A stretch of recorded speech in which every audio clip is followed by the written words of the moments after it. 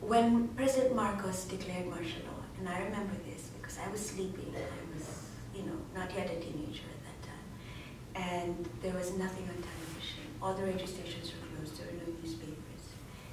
Marcos shut down all TV networks and all broadcast stations, and all newspapers, hauled off scores of journalists to jail. And when the media was allowed to broadcast and to publish again, all the newspapers were put in the hands of his cronies, including a relative of the US ambassador, or his family.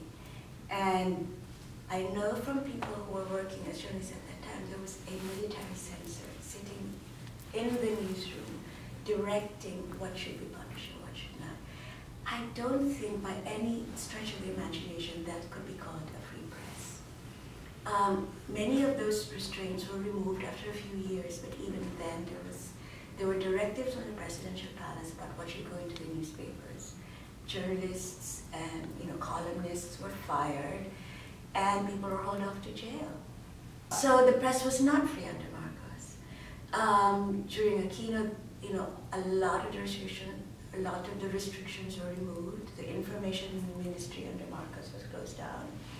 There was something like a First Amendment clause in the Philippine Constitution that was promulgated after the fall of Marcos.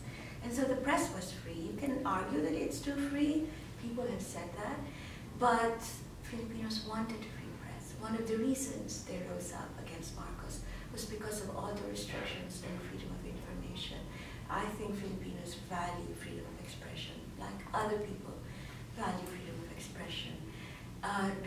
It is true that people are speaking out against Duterte, but they do so under a lot of either self-censorship, a lot of fear for media owners who fear they're going to be closed down, and with a lot of courage. People are speaking out not because President Duterte has encouraged them to do so.